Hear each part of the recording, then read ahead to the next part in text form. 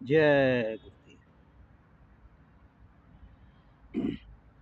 जय गुरुदेव नाम किसी इंसान का नाम नहीं है, ये परम पिता परमात्मा का नाम, संतों के द्वारा जगाया हुआ नाम है।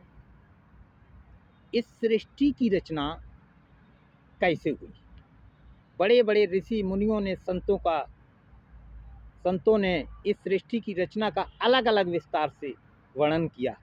मैं परम संत सतगुरु के द्वारा आप लोगों को थोड़ी सी इशारे में आप लोगों को बताते हैं। जिस प्रकार से ब्रह्मा और विष्णु और महेश, ये तीनों पुत्र जो हैं वो काल निरंजन भगवान की पुत्र हैं। चौथी माया अध्यात्म शक्ति, इन तीनों ने मिलकर चौथी माँ ने मिलकर इस सृष्टि की रचना का विस्तार किया। और निरंजन भगवान जो हैं वो अलग अपना लोक बना करके, चौथा लोक अलग अपना विस्तार से रखा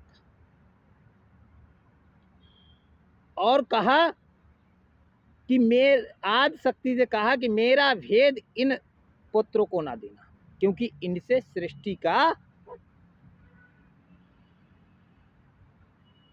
नीचे विस्तार कराना है। अगर इनको भेद बता दोगे तो ये मेरे लोक के लिए चले आएंगे, ये सृष्टि की रचना नहीं रचेंगे। तो ठीक इसी प्रकार वो तो अलग हो गए। तो लिखा है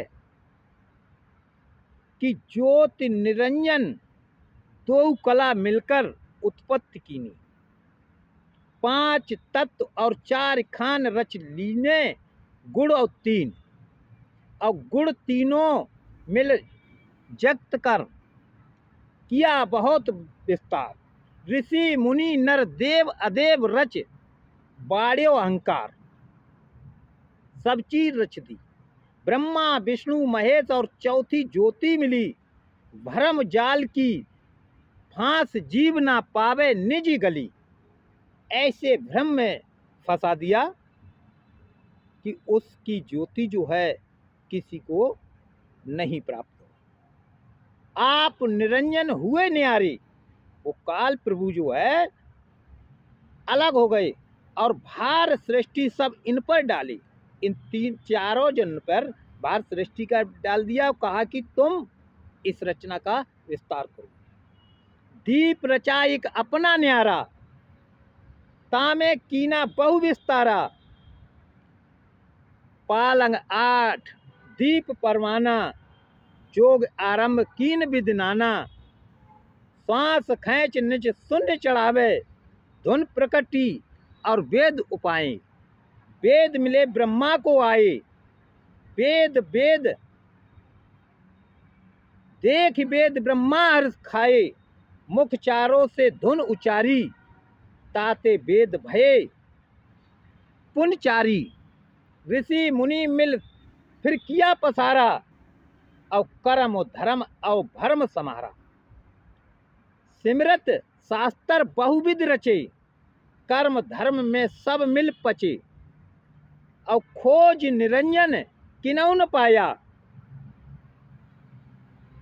वेदौ नेत नेत गोराया। वेद में भी कह दिया नेत नेत कि उधर कुछ और है, उधर कुछ और है। ब्रह्मा के मुखारबिंद से चारों वेदों की रचना कर दी। अलग अलग कर्मकांड, ज्ञान कांड, उपासना कांड, ये सब अलग अलग जीवों को भरमा दिया और अपना न्यारे हो गए। इसलिए जो है उस सृष्टि का भार इन पर डाल दिया। इसलिए सारे के सारे जीव इसी मृतलोक में फंस गए। निकलने का कोई रास्ता इन्होंने नहीं छोड़ा। एक रास्ता केवल जो है वो संत मत है, क्योंकि संत अंत तक आते जाते।